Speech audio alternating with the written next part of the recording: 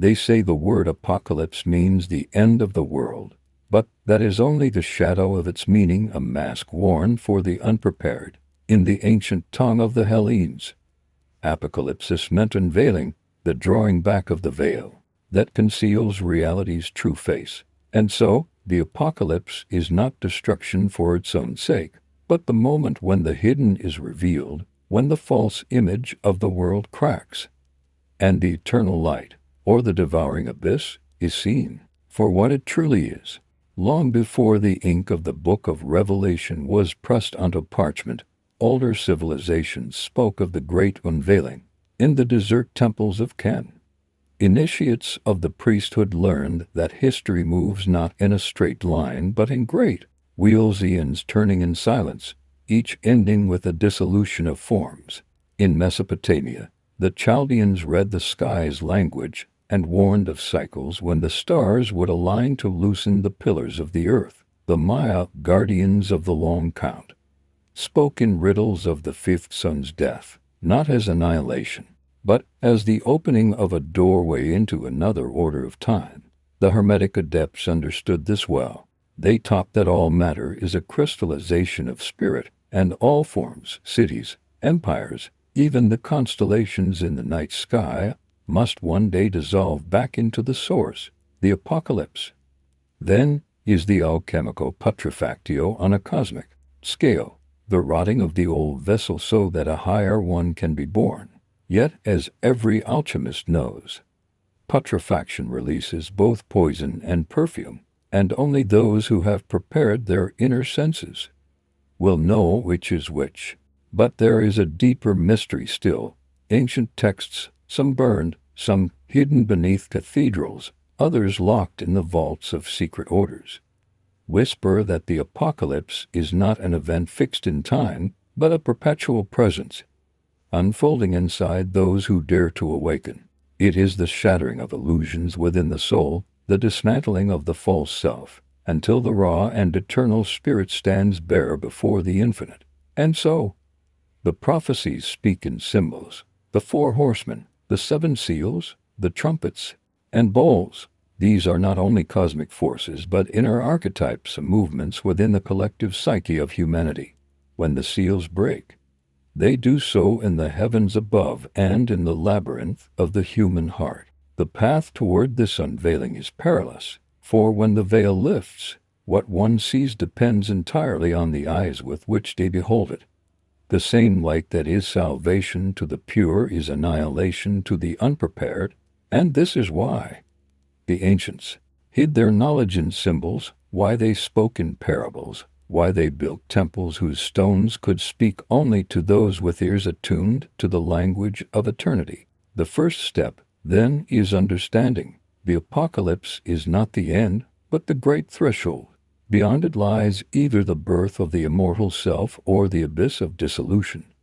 And as the first winds of that unveiling begin to stir, we must turn now to the signs, the markers left by forgotten civilizations, that warn and prepare the few who can read them. The trail begins not in the obvious monuments, but in the whispers of stone, in those places where time itself seems to have hesitated, leaving fragments for the keen-eyed to recover. Across the windswept plains of Anatolia, Göbekli Tepe rises from the earth like the vertebrae of some colossal beast, 12,000 years old, older than the wheel, older than the written word. It bears pillars carved with animals no longer found upon the land, constellations frozen in their primeval positions. Archaeologists debate its purpose, but among those versed in the Hermetic arts, there is little doubt. It was a star temple, a map of the heavens during an age-ending cycle, warning that what has been will come again.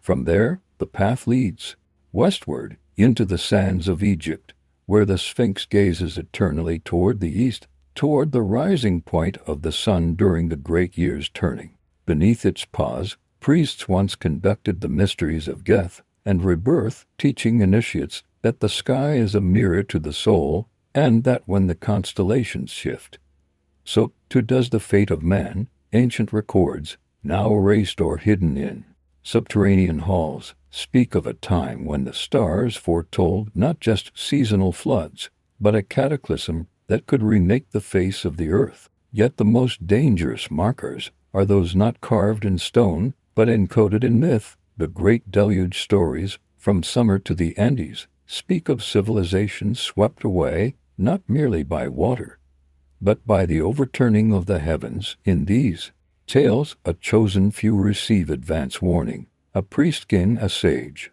a wanderer who understands the language of the gods. To the uninitiated, these are bedtime stories. To the initiated, they are ciphers containing the timing of the next cycle's collapse. One such cipher lies hidden in the book of Revelation itself. To most, the seven seals unfold as a prophecy of linear events, but when cross-read with the Enochian texts and certain fragments of the Sibylline oracles, a different image emerges.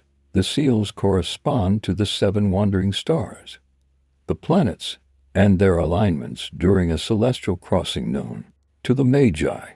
When these alignments occur, the veil thins, and the apocalypse, inner and outer, becomes unavoidable. This is why the ancients built observatories disguised as temples, and temples disguised as tombs. They were not merely worshipping, they were watching. They understood that the cosmic clock does not stop for human empires. Even the mightiest kings are but sparks in the turning of the eon. And so, the trail of signs leads us deeper, past the ruins and into the forbidden archives of secret societies, orders that claim descent from those same ancient watchers. Their symbols, etched into cathedral glass or woven into the designs of medieval manuscripts, whisper of the next unveiling and of the tests it will bring. But before we can decipher these symbols, we must first descend into the undercurrent of time itself, into the hermetic understanding of cycles, where history is not a chain of causes and effects, but a spiral winding toward a point of convergence. Time, in the hermetic vision, is not the straight river our modern minds imagine, flowing from a forgotten source toward an unknown sea. It is a spiral, a serpent coiling endlessly around the axis of the world, each turn both returning and advancing, each revolution bringing the same patterns dressed in new forms. The ancients called this the Great Year, a cycle in which the heavens themselves perform a vast dance, and the fate of kingdoms is tied to the rhythm of stars in this spiral. The apocalypse is not a single, final hour, but the point of convergence, where multiple threads of the cycle overlap, when celestial patterns mirror events on earth, and the inner tides of humanity rise to meet the outer storms. In the teachings of Hermes Trismegistus, this is the coincidentia oppositorum, the meeting of all opposites, the moment when the hidden unity is both revealed and tested by fire. The Egyptians mapped this convergence with the phoenix cycle, the Bennu bird's rebirth in flames marking the close of one age and the beginning of another. In India, the sages spoke of the yugas, vast epochs in which virtue and truth gradually decay until the wheel turns, and dissolution sweeps the world clean.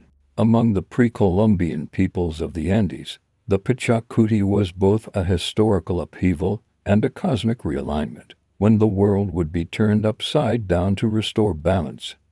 In the Hermetic schools of Alexandria, initiates learned to read these cycles like an astronomer reads the night sky. The spiral of time was mirrored in the spiral of the soul's evolution. Each return to the same point brought the chance to ascend to a higher turn of the coil or to fall, repeating the same lessons in a darker key. The apocalypse, in this light, is not inevitable destruction but the test of ascent. Can the soul transmute the lead of the old self into the gold of the new? But the spiral's convergence is not gentle. The friction of opposites meeting, the collapse of one form, and the emergence of another creates storms in both the heavens and the human heart. Civilizations crumble, ideologies burn, and the collective psyche is stripped bare. In such moments, the veiled powers that have always guided human destiny, some luminous, some shrouded in shadow, step forward openly, for the game's pieces have returned to their original positions on the board. In the hidden chambers beneath the Library of Alexandria, there were once diagrams of these convergences, preserved from older sources said to be Atlantean in origin, circles within circles, marked with the sigils of planets and elements, mapped not only the great cycles of the earth but the inner cycles of initiation. Those who could read them would know not just when an age would end, but how to pass through the veil without being consumed. And as we move closer to the heart of this spiral, we must now seek the true architecture of the apocalypse, the sacred pattern that repeats in every world ending and world beginning alike, for without knowing its shape, one is but a leaf in the storm.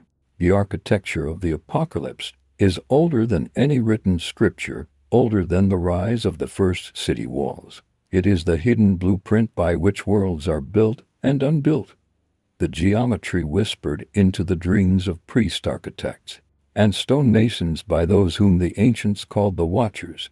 This design is not a metaphor. It exists in ratios, in alignments, in the very measure of sacred spaces that dot the earth like points of a vast constellation. In the temples of Luxor, the proportions of columns and corridors mirror the proportions of the human body, for the ancients knew that the microcosm is bound to the macrocosm. When the age turns and the great forces move to dissolve the old order, those attuned to this harmony can stand within such spaces and feel the pulse of the cosmos moving through stone and flesh alike. In Gothic cathedrals, built long after Egypt's sands had swallowed its dynasties, the same ratios reappear, a lineage of geometry carried by secret brotherhoods through centuries of fire and suppression. Sacred geometry is not merely aesthetic, it is a code, a talisman, a way to bind the chaos of dissolution into a new pattern. The ancients carved it into temple walls, embedded it in megalithic circles, hid it in the ornament of manuscripts, because they knew that when the apocalypse arrives, form itself is vulnerable. Geometry was their anchor in the storm. Across the world in places never meant to know one another, the same numbers arise. The golden ratio, the 72-fold division of the heavens, the 432,000-year measure found in Vedic cosmology and in the dimensions of Sumerian ziggurats. These are not coincidences. They are harmonics in the cosmic song, keys to rebuilding after the inevitable collapse. And there is more. Beneath the visible architecture lies an invisible one, the architecture of the soul. In Hermetic and Gnostic traditions, the apocalypse is a dismantling of the psychic temple, stone by stone, until the true sanctum is revealed. This inner temple is mapped not in brick and mortar, but in the subtle centers of the human form, which the yogis called chakras, and the Kabbalists called Sephiroth. The same geometry governs both, as above, so below. When the final convergence comes, this architecture, outer and inner, becomes the battlefield. The forces of dissolution seek to break the pattern. The forces of renewal seek to inscribe it anew upon the fabric of reality. Those who know the pattern may pass through the storm unbroken. Those who do not are scattered like dust. And yet, knowing the pattern is not enough. One must also hear the voice that speaks through it, the prophetic current that has in every age guided the few who could bear to listen. It is to this voice, and the prophecies it has delivered through seers and scribes across millennia, that we now must turn. The prophetic current is not bound to any one land, creed, or era. It is a river flowing beneath the skin of history, surfacing wherever the veil thins and a human ear is tuned enough to hear the whisper. Prophets, in this sense, are not mere predictors of events. They are translators of the eternal, compelled to speak what they glimpse in the mirror of the infinite, even when such visions invite exile, ridicule, or death. From the high terraces of Tiwanaku to the solitary caves of the Judean wilderness, the seers have always appeared in times of transition, carrying warnings not meant for all ears. Isaiah's burning call, the Sibyl's cryptic verses, the quatrains of Nostradamus. Each is a fragment of a single voice, fractured by language and time. The Hermetic adept understands that these prophecies are not fixed maps, but living symbols, their meaning unfolding only when the cycle's appointed hour draws near. One finds, in comparing these visions, a strange unanimity, the sense that at the end of an age a curtain will be drawn back, revealing the hidden governors of the world in the Zoroastrian Avesta. This is the cunning of the Saoshyant, who exposes the works of the lie. In the Hopi tradition, it is the appearance of the blue star Kachina, a celestial herald whose dance signals the purification of the earth. In John's revelation, it is the opening of the seventh seal, the silence in heaven before the great trumpet sounds. These visions share not only imagery but an inner structure. They are messages encoded in mythic archetypes, because myth is the only language vast enough to carry truth across centuries without losing its essence. The four horsemen, for instance, are not mere omens of war, famine, pestilence, and death. They are the fourfold tearing of the world's fabric: physical, emotional, mental, and spiritual, stripping humanity to its core. And yet, the seers never speak only of endings. Hidden between their words is always a door. Sometimes it is a garden, sometimes a city of light, sometimes a return to the stars from which humanity fell. The apocalypse, they imply, is not an unmaking without purpose, but a return to origins, a reset of the cosmic play, where the actors may choose new roles or leave the stage entirely. But to find this door, one must first pass the guardians who stand at the threshold. The prophecies agree on this point. Before the unveiling shadows will walk openly among men, and what has been hidden in darkness will rise to claim its due. This is not the work of metaphor but of living forces, ancient, patient, and bound to the cycles as much as the light. To understand these forces is to grasp the true danger of the apocalypse, for they are not chaos itself, but the architects of how chaos will shape the next world. It is toward these veiled powers and the secret orders that serve them that our path now leads. In every age, when the old order nears collapse, certain powers step from the shadows to guide or to seize the shape of the world to come. These are not mere political actors, but the inheritors of an unbroken lineage of arcane knowledge. Some call them the Watchers, others the Hidden Masters, still others the Secret Chiefs. In the myths of summer, they were the Apkallu, demigods who taught kings the arts of civilization, only to withdraw when corruption spread. In medieval whispers, they became the shadow patrons of guilds and royal courts, their names encrypted in ciphers and sigils. These powers operate through human agents, secret orders woven into the fabric of history like threads of a pattern only visible from afar. The Knights Templar, the Rosicrucians, the Hermetic Order of the Golden Dawn, even the more elusive brotherhoods never named in public records, each claimed in their own way to be guardians of fragments of the primordial truth. But in the crucible of the apocalypse, such orders do not always serve the same master. Some seek to preserve the sacred geometry and ancient codes, to ensure that when the new eon dawns, it rests upon foundations that align with the higher harmonics of creation. Others aim to harness the dissolution for their own ends, bending the chaos toward architectures of control.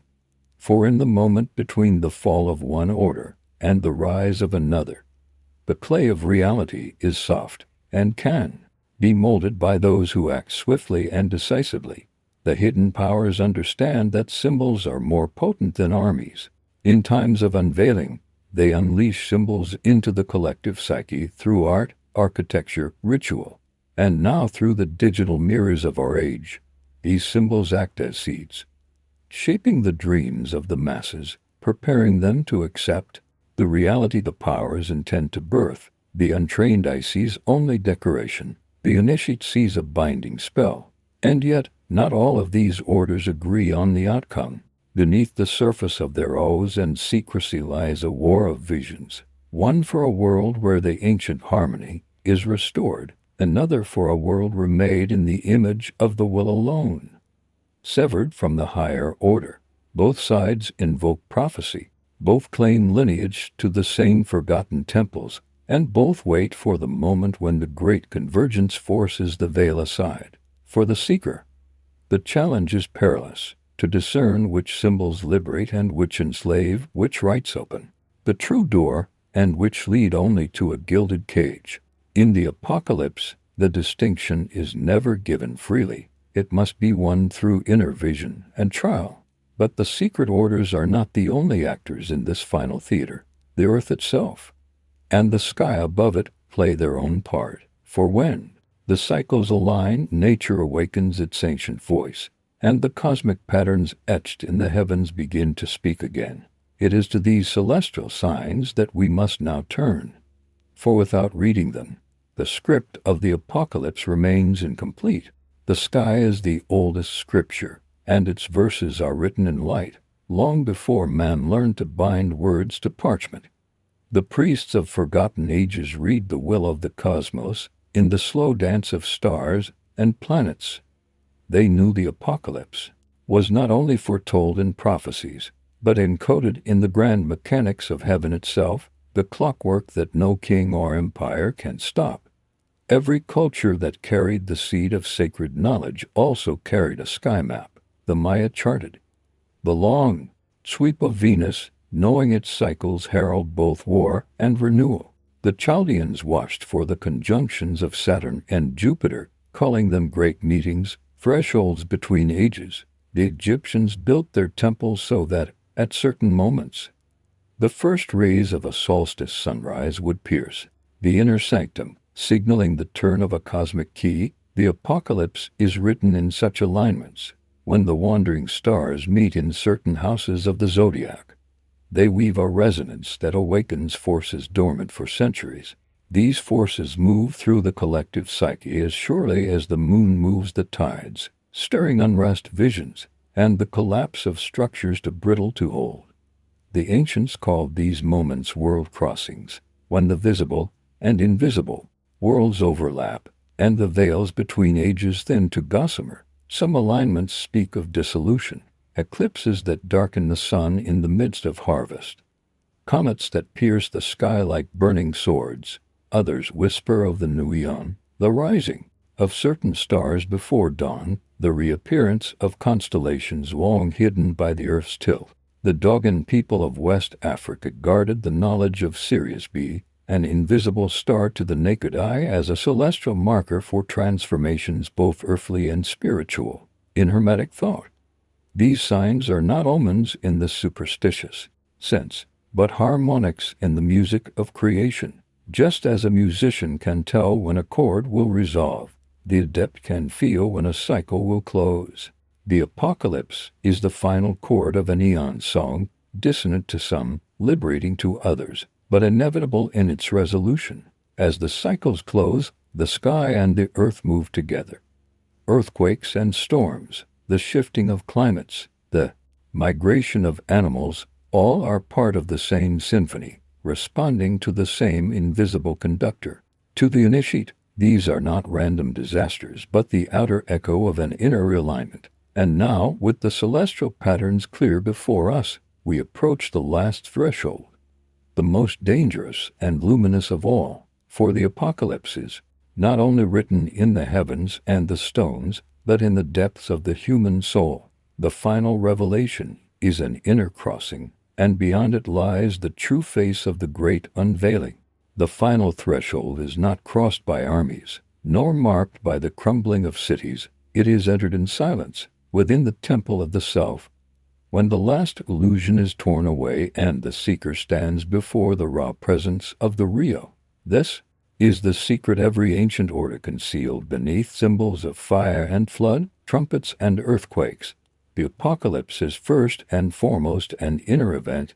In that inner crossing, the seven seals are not cosmic locks on a distant scroll, but layers of the soul's own bindings. Each one broken reveals a deeper truth, more terrible and luminous than the last. The four horsemen ride not across the earth's fields, but across the landscapes of the psyche. war in the mind, famine of the heart, pestilence in the spirit, and death of the false self. To pass through them is to be stripped of every mask, every borrowed belief, until only the eternal core remains. Hermetic philosophy teaches that creation is the descent of spirit into matter, and redemption is its return, not by fleeing the world, but by transmuting it.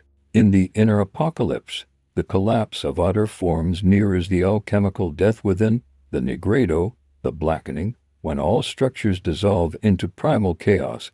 It is here that most turn away. For the void seems infinite, but to the prepared, the void is the womb of the new. Those who cross it awaken to the golden dawn of the rubedo, the reddening, the resurrection of the spirit clothed in a form aligned with the cosmic harmony. This is the new Jerusalem of John's vision, the city not built with hands, whose gates are always open because there is no longer anything to fear. It is the return to the center, to the axis mundi, where the above and the below are one. And yet, this is not the end, for the apocalypse is a spiral, and its unveiling happens again and again, in the lives of individuals and in the life of the world. Each cycle offers the same choice, to awaken or to sink deeper into the dream. The world you awaken into after the unveiling is shaped by the quality of your seeing. This is why the ancients hid their knowledge, not to hoard it, but to protect it, for the light of the unveiling is a double-edged sword. It illumines and it burns. In the wrong hands, it becomes a weapon. In the right, it becomes the key to the garden. And so, seeker, the apocalypse is not a date in the future, nor a singular destruction of the earth. It is happening now and always has been, within and without, every crumbling wall, every star that flirs and dies, every truth that pierces the veil is another step toward that great and eternal threshold. The choice is yours, to meet it as ruin or as revelation, for the great unveiling waits. For no one, it comes to all, and in its light, nothing can remain hidden.